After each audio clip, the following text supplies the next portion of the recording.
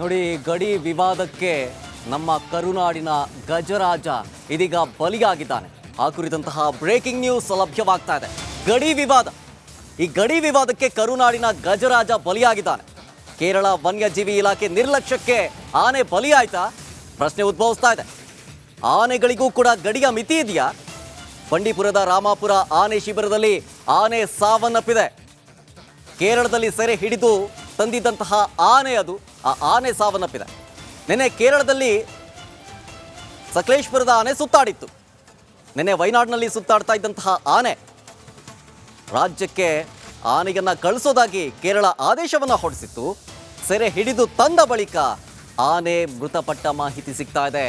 ಇದೆಲ್ಲವನ್ನ ನೋಡ್ತಾ ಇದ್ರೆ ಗಡಿ ವಿವಾದಕ್ಕೆ ಕರುನಾಡಿನ ಗಜರಾಜ ಬಲಿಯಾದ್ನ ಅನ್ನುವಂತಹ ಪ್ರಶ್ನೆ, ಅನುಮಾನ ಕಾಡೋದಕ್ಕೆ ಶುರುವಾಗ್ತಾ ಇದೆ.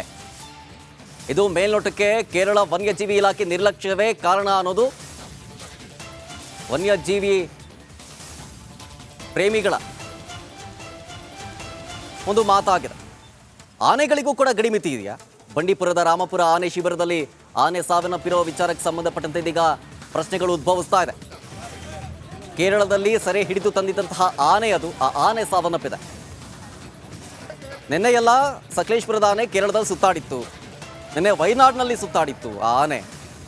ರಾಜ್ಯಕ್ಕೆ ಆನೆಗನ್ನ ಕಳಿಸೋದಾಗಿ ಆ ಕೇರಳ ಆದೇಶವನ್ನು ಕೂಡ ಹೊರಡಿಸಿತ್ತು. ಆದರೆ ಸೆರೆ ಹಿಡಿದು ತಂದ ಮೇಲೆ ಆ ಆನೆ ಮೃತಪಟ್ಟಿರೋ ಮಾಹಿತಿ ಸಿಗ್ತಾ ಇದೆ.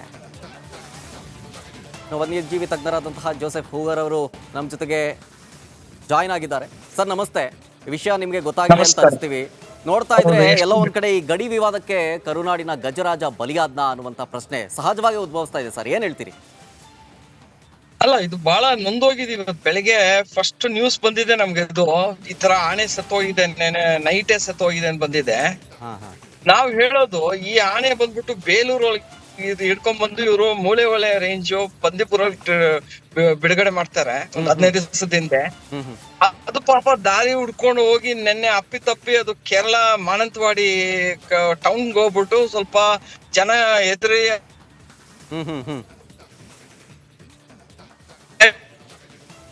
ಚೀಫ್ ವೈಲ್ಡ್ ಲೈಫ್ ವಾರ್ಡನ್ ಅಲ್ಲಿ ತಗೊಂಡು ಹೋಗಿ ಅಂತ ಹೇಳ್ತಾರಲ್ಲ, ಒಬ್ಬ ಫಾರೆಸ್ಟ್ ಆಫೀಸರ್ಗೆ ಬುದ್ಧಿ ಬೇಡವಾ? ಆನೆಗಳಿಗೆ ಯಾವ ಬೌಂಡ್ರಿನೂ ಇಲ್ಲ, ಯಾವ ಜಾತಿ ನೋಡ್ತಾ ಇದ್ರೆ ಆನೆಗಳಿಗೂ ಕೂಡ ಏನು ಗಡಿ ಮಿತಿ ಇದೆಯಾ ಅಂತ ಅನ್ಸುತ್ತೆ. ನಾಳೆ ಅದನ್ನ ಹೇಳ್ತಾ ಇರೋದು, RTO ಒಳಗೆ ಎಲ್ಲದಕ್ಕೂ ಒಂದೊಂದು ನಂಬರ್ ಪ್ಲೇಟ್ ಹಾಕ್ಸ್ಬಿಡ್ಬೇಕು. KL TN ಅಂತ ಹಾಕ್ಬಿಟ್ಟು ಇನ್ಮೇಲೆ ಬೋರ್ಡ್ ಹಾಕಿ ಕಳ್ಸ್ಬೇಕಂತ ಕಾಣುತ್ತೆ. ಅಲ್ಲ, ಅಂತ ಒಳ್ಳೆ ಸೀನಿಯರ್ ಆಫೀಸರ್ ಹಂಗ್ ಮಾತಾಡ್ತಾರ? ಇದು ಕರ್ನಾಟಕ ಆನೆ, ಕರ್ನಾಟಕದಿಂದ ಬಂದಿದೆ, ಕರ್ನಾಟಕಕ್ಕೆ ಕಳ್ಸಿ ಅಂತ ಯಾರು ಹೇಳ್ತಾರ? ಇದು ಆನೆ ಸಾಯಿಸಿರೋದು ಇಬ್ಬರಿಗೂ ನಾವು ಬ್ಲೇಮ್ ಮಾಡ್ತೀವಿ. ಕರ್ನಾಟಕಕ್ಕೂ ಬ್ಲೇಮ್ ಮಾಡ್ತೀವಿ, ಕೇರಳಗೂ ಬ್ಲೇಮ್ ಮಾಡ್ತೀವಿ. ನಮ್ಮ ಕರ್ನಾಟಕ ಫಾರೆಸ್ಟ್ ಡಿಪಾರ್ಟ್ಮೆಂಟ್ ಗೆ ಎಬಿಲಿಟಿ ಇಲ್ಲ ಅಂದ್ರೆ ಆನೆಗಳು ಹಿಡಿಯೋದು, ಅದನ್ನ ಚೆನ್ನಾಗಿ ನೋಡ್ಕೊಳಕ್ಕೆ ಎಬಿಲಿಟಿ ಇಲ್ಲ ಅಂದ್ರೆ ಆನೆಗಳನ್ನ ಹಿಡಿಬಾರ್ದು. ಇದು ಆಲೆ ಅರ್ಜುನ ಸತ್ತಿದ ಮೇಲೂ ಇವ್ರು ಇನ್ನ ನಮ್ಗೆ ತನಿಖೆ ರಿಪೋರ್ಟ್ ಕೊಟ್ಟಿಲ್ಲ. December 4th ಅರ್ಜುನ ಸತ್ತೋಯ್ತು, ನಮ್ಮ ದೊಡ್ಡ ಆನೆ, ಅದು ಐಕಾನಿಕ್ ಎಲಿಫೆಂಟ್. ಹೌದು. ಅದಕ್ ಮುಂಚೆ December 2 ಮೂಡಿಗೆರೆ ಒಳಗೆ ಎಕ್ಸೆಸಿವ್ ಸೆಡೇಟಿವ್ ಕೊಟ್ಟು ಅದೊಂದು ಸತ್ತೋಯ್ತು ಆನೆ. ಈಗ ಈ ತರನೇ ಆಗ್ತಾ ಇದ್ರೆ ಯಾರಿಗೂ ಅಕೌಂಟಬಿಲಿಟಿ ಬೇಡವಾ? ಯಾರಿಗೂ ರೆಸ್ಪಾನ್ಸಿಬಿಲಿಟಿ ಬೇಡವಾ ಸೀನಿಯರ್ ಆಫೀಸರ್ಸ್ಗೆ? ಇಲಾಖೆಯ ನಿರ್ಲಕ್ಷ್ಯ ಮೇಲ್ನೋಟಕ್ಕೆ ಎದ್ದು ಕಾಣಿಸ್ತಾ ಇದೆ. ಹೌದು, 100%. ಇದು ಹೇಗೆ ಆಗತ್ ಸರ್ ಇದು? ಅದಕ್ಕೊಂದು ರೇಡಿಯೋ ಕಾಲರ್ ಹಾಕ್ಬಿಟ್ಟು 22 ಲಕ್ಷ ತಗೋತಾರ ಒಂದ್ ನಾನೇ ಹಿಡಿಯಕ್ಕೆ. 22 ಲಕ್ಷ ಖರ್ಚು ಮಾಡು ನಾನೇ ಸಾಯ್ಸಕ್ಕ.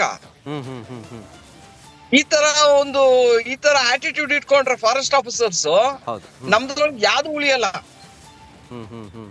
ನಾವ್ ಚಾರ್ಜ್ ಮಾಡ್ತಿರೋದೇನು, ನಾವ್ ಇಬ್ಬರಿಗೆ ಹೇಳ್ತೀವಿ. ಕೇರಳ ಯಾರು ಚೀಫ್ ವೈಲ್ಡ್ ಲೈಫ್ ವಾರ್ಡನ್ ಇದಾರೆ, ಅವ್ನು ಇಮಿಡಿಯೇಟ್ ಆಗಿ ಅವ್ರು ಕೇರಳ ಗವರ್ಮೆಂಟ್ ಅವ್ರಿಗೆ ಆಕ್ಷನ್ ತಗೊಳ್ಳೇಬೇಕು.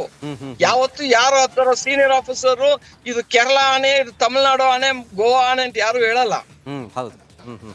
ಅದೊಂಥರ ಈಗ ಹೇಗಾಗ್ಬಿಟ್ಟಿದೆ ಅಂದ್ರೆ, ಜನ ನಾವೆಲ್ಲ ಎಂತ ಕದಿಮರು ಅಂದ್ರೆ, ಅದ್ರ ಜಾಗ ನಾವ್ ತಗೊಂಡಿದೀವಿ, ನಾವು ರಿಸಾರ್ಟ್ಗಳು ಕಟ್ಟಿದೀವಿ, ಹೋಮ್ ಸ್ಟೇಗಳು ಮಾಡಿದೀವಿ, ಎಲ್ಲ ತರ ಫ್ರಾಗ್ಮೆಂಟ್ ಮಾಡ್ಬಿಟ್ಟು ಈಗ ಅದ್ರ ಜಾಗ ಅದು ಹುಡ್ಕೊಂಡ್ ಬಂದ್ರೆ ಅದ್ ನಾವು ಅದನ್ನ ನಮ್ಮ ಜಾಗ ಬಂದಿದ್ರೆ ಅದನ್ನ ಕೊಂದಕ್ ಹೋಗ್ತೀವಿ.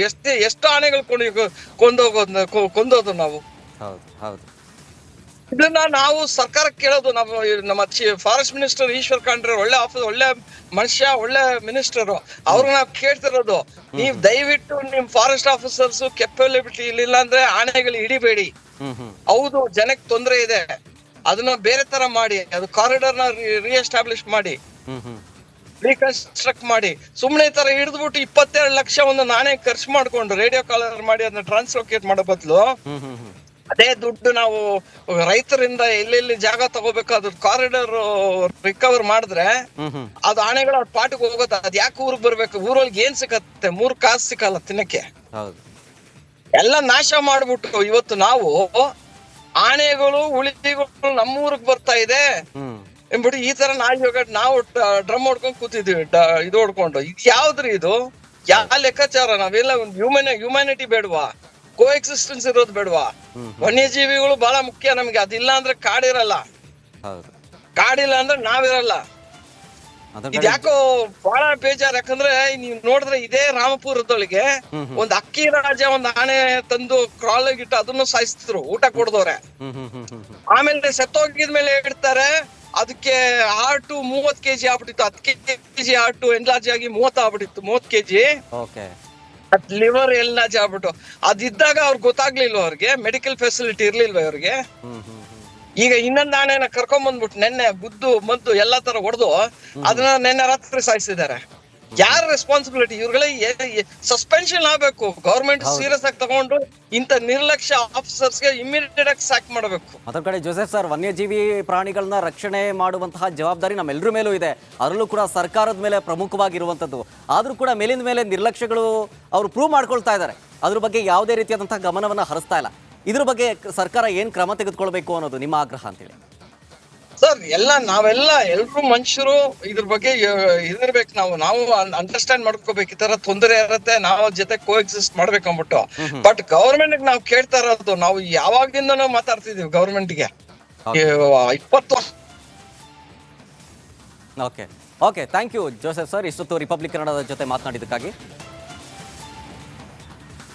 ಮತ್ತೊಂದು ಕಡೆ ಮಠಾಧೀಶರಿಗೂ ಕೂಡ ಈ ಅಸ್ಪೃಶ್ಯತೆಯ ಬಿಸಿ ತಡ್ತಾ ಇದೆ. ಸ್ವಾಮೀಜಿಗಳು ಕೂಡ ಜಾತಿಯ ಮೈಲಿಗೆ ತಟ್ಟಿದೆ. ದೇವಸ್ಥಾನಕ್ಕೆ ಅಂತೇಳಿ ಸ್ವಾಮೀಜಿಗಳು ತೆರಳಿದ್ರು. ಆ ಸಂದರ್ಭದಲ್ಲಿ ಅವರು ದೇವಸ್ಥಾನದಿಂದ ವಾಪಸ್ ಬಂದ ನಂತರ ಆ ಇಡೀ ದೇವಾಲಯವನ್ನೇ ಕ್ಲೀನ್ ಮಾಡಲಾಯ್ತಂತೆ. ವಿಚಾರಕ್ಕೆ ಸಂಬಂಧಪಟ್ಟಂತೆ ಬೇಸರವನ್ನ ವ್ಯಕ್ತಪಡಿಸ್ತಾ ಇದ್ದಾರೆ. ಮಠಾಧೀಶರಿಗೂ ಕೂಡ ಅಸ್ಪೃಶ್ಯತೆಯ ಬಿಸಿ ತಡ್ತಾ ಇದೆ. ಸ್ವಾಮೀಜಿಯನ್ನು ಕೂಡ ಜಾತಿ ಮೈಲಿಗೆ ಬಿಟ್ಟಿಲ್ಲ. ಜಾತಿಯ ನೆಪವೊಡ್ಡಿ ಇಡೀ ದೇಗುಲವನ್ನೇ ಕ್ಲೀನ್ ಮಾಡಲಾಗುತ್ತೆ. ಕನಕ ಗುರುಪೀಠದ ಈಶ್ವರಾನಂದಪುರಿ ಶ್ರೀಗೆ ಅಸ್ಪೃಶ್ಯತೆಯ ಶಾಕ್ ಎದುರಾಗ್ತಾ ಇದೆ. ಈಶ್ವರಾನಂದಪುರಿ ಶ್ರೀಗಳಿಂದ ಗಂಭೀರವಾಗಿ ಈ ವಿಚಾರದ ಬಗ್ಗೆ ಆರೋಪವನ್ನ ಮಾಡ್ತಾ ಇದ್ದಾರೆ. ನಾನು ದೇವಸ್ಥಾನಕ್ಕೆ ಹೋಗಿದ್ದಕ್ಕೆ ಸ್ವಚ್ಛತೆಯನ್ನು ಮಾಡಿದ್ದಾರೆ, ನಾನು ಕುರುಬ ಸ್ವಾಮೀಜಿ ಅಂತ ಹೇಳಿ ಕ್ಲೀನ್ ಮಾಡಿದ್ದಾರೆ.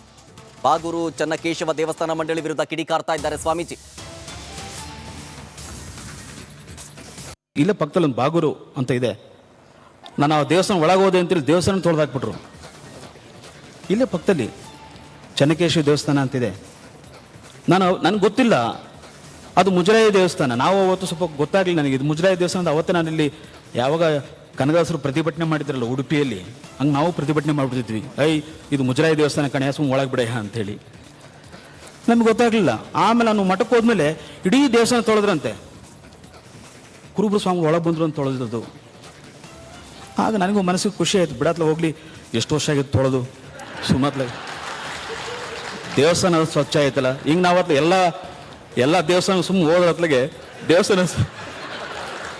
ದೇವಾಲಯಗಳು ಕೂಡ ಸ್ವಚ್ಛ ಆಗಿಬಿಡ್ತವೆ ಅಂತಿಲ್ಲ. ಹಾಗೆ ನಾವು ಹೇಳಿದ್ದವ್ರಿಗೆ ದೇವಾಲಯ ಸ್ವಚ್ಛ ಆಗೋದು ಮುಖ್ಯ ಅಲ್ಲ, ನಿಮ್ಮ ಮನಸ್ಸಿನ ಮಲಿನ ಇದೆಯಲ್ಲ ಅದನ್ನು ಸ್ವಚ್ಛ ಮಾಡ್ಕೊಳ್ಳಿ. ನೀವು ಅದನ್ನು ಸ್ವಚ್ಛ ಮಾಡ್ಕೊಂಬಿಟ್ರೆ ಮೊನ್ನೆ ನಡೆದ ಘಟನೆ. ನಾನು ನಮ್ಮ ಶಾಂತಿ ಸ್ವಾಮೀಜಿರು ಹೋಗಿದ್ವಿ. ಗರ್ಭಗುಡಿ ಹೊರಗಡೆ ಇನ್ನೊಂದು ಪ್ರಾಂಗಣ ಇದೆ, ಅಲ್ಲಿ ನಾವೆಲ್ಲ ನಿಂತ್ಕೊಂಡಿದ್ವಿ. ನಮ್ಮನ್ನು ಮಾತ್ರ ಯಾರು ಒಳಗೆ ಬಿಡಲಿಲ್ಲ. ಅವರು ವೈಕುಂಠ ಏಕಾದಶಿ ದಿವಸ ಅವತ್ತು ನರಕನ ತೋರಿಸ್ಬಿಟ್ರು ಅವರು ಪೂಜಾರಿಗಳು. ನಾವು ದೇವರ ದರ್ಶನಕ್ಕೆ ಹೋಗಿದ್ದು ದೇವರ ದರ್ಶನಕ್ಕೆ. ಅಲ್ಲಿ ವೈಕುಂಠ ಏಕಾದಶಿ ದೇವರ ದರ್ಶನಕ್ಕೆ ಹೋದ್ವಿ. ನೋಡಿ ಎಷ್ಟು ಇದನ್ನ ಮಾಡಿದ್ರು ಅಂತ ಹೇಳಿದ್ರೆ, ಹೆಣ್ಮಕ್ಳೆಲ್ಲ ಒಳಗೋಗ್ಬಿಟ್ವು. ಅಂದರೆ ಜಾತಿ ಹೆಣ್ಮಕ್ಳು ಅವ್ರು ಅಲ್ಲ ಸಭಿಕರಿಗೆ ಗೊತ್ತಾಗುತ್ತೆ. ಪೂಜಾರಿ ಹೆಣ್ಮಕ್ಳಲ್ಲಿ ಒಳಗೋಗ್ಬಿಟ್ಟು ಸ್ವಾಮಿಗಳು, ನಾವು ಒಂದೊಂದು ಮಠದ ಸ್ವಾಮಿಗಳು ನಮಗೆ ಎಂಟ್ರಿ ಇಲ್ಲ. ಒಳಗಡೆ ಪ್ರವೇಶನೇ ಇಲ್ಲ. ನಾವು ಹೆಣ್ಣು ಮಕ್ಕಳೆಲ್ಲ ಹೋಗ್ತವೆ, ಅವ್ರಿಗಿಂತ ನಾವೇನು, ನಾವು ಒಂದು ಮಠದ ಸ್ವಾಮಿಗಳು, ನಾವ್ಯಾಕೆ ನಮಗೆ ಯಾಕೆ ಒಳಗೆ ಪ್ರವೇಶ ಇಲ್ಲ ಅಂತೇಳಿ. ಆದರೆ ಅದನ್ನು ಯೋಚನೆ ಮಾಡಿದ್ವಿ. ಮುಂದಿನ ವರ್ಷದಿಂದ ಚೆನ್ನಕೇಶವ ದೇವಸ್ಥಾನಕ್ಕೂ ಕೂಡ ನಾವು ಹೋಗೋದಿಲ್ಲ. ಯಾಕೆ ಹೋಗ್ಬೇಕು ಹೇಳಿ? ನಮ್ಮನ್ನು ಅಲ್ಲಿ ನಿಲ್ಲಿಸಿ, ನೀನು ಕುರುಬ್ರನು, ನೀವು ಉಪ್ಪಾರನು, ಇಲ್ಲೇ ಪಕ್ಕದಲ್ಲಿ ಒಂದು ಬಾಗೂರು ಅಂತ ಇದೆ, ನಾನು ಆ ದೇವಸ್ಥಾನ ಒಳಗೋದೆ ಅಂತೇಳಿ ದೇವಸ್ಥಾನ ತೊಳೆದಾಕ್ಬಿಟ್ರು. ಇಲ್ಲೇ ಪಕ್ಕದಲ್ಲಿ ಚೆನ್ನಕೇಶವ ದೇವಸ್ಥಾನ ಅಂತಿದೆ. ನನಗೆ ಗೊತ್ತಿಲ್ಲ ಅದು ಮುಜರಾಯಿ ದೇವಸ್ಥಾನ. ನಾವು ಅವತ್ತು ಸ್ವಲ್ಪ ಗೊತ್ತಾಗಲಿಲ್ಲ ನನಗೆ ಇದು ಮುಜರಾಯಿ ದೇವಸ್ಥಾನದ. ಅವತ್ತೇ ನಾನಿಲ್ಲಿ ಯಾವಾಗ ಕನಕದಾಸರು ಪ್ರತಿಭಟನೆ ಮಾಡಿದ್ರಲ್ಲ ಉಡುಪಿಯಲ್ಲಿ, ಹಂಗೆ ನಾವು ಪ್ರತಿಭಟನೆ ಮಾಡಿಬಿಟ್ಟಿದ್ವಿ. ಇದು ಮುಜರಾಯಿ ದೇವಸ್ಥಾನ ಕಣೆ, ಸುಮ್ಮನೆ ಒಳಗೆ ಬಿಡ ಅಂತೇಳಿ. ನಮ್ಗೆ ಗೊತ್ತಾಗಲಿಲ್ಲ. ಆಮೇಲೆ ನಾನು ಮಠಕ್ಕೆ ಹೋದ್ಮೇಲೆ ಇಡೀ ದೇವಸ್ಥಾನ ತೊಳೆದ್ರಂತೆ. ಕುರುಬ್ರು ಸ್ವಾಮಿಗಳು ಒಳಗೆ ಬಂದರು ಅಂತ ತೊಳೆದದ್ದು. ಆಗ ನನಗೂ ಮನಸ್ಸಿಗೆ ಖುಷಿ ಆಯಿತು. ಬಿಡತ್ಲ ಹೋಗ್ಲಿ, ಎಷ್ಟು ವರ್ಷ ಆಗಿತ್ತು ತೊಳೆದು, ಸುಮ್ಮತ್ಲ ದೇವಸ್ಥಾನ ಸ್ವಚ್ಛ ಆಯ್ತಲ್ಲ. ಹಿಂಗೆ ನಾವತ್ಲ ಎಲ್ಲ ದೇವಸ್ಥಾನ ಸುಮ್ಮನೆ ಹೋದ್ರತ್ಲಗೆ ದೇವಸ್ಥಾನ ದೇವಾಲಯಗಳು ಕೂಡ ಸ್ವಚ್ಛ ಆಗಿಬಿಡ್ತವೆ ಅಂತಿಲ್ಲ. ಹಾಗೆ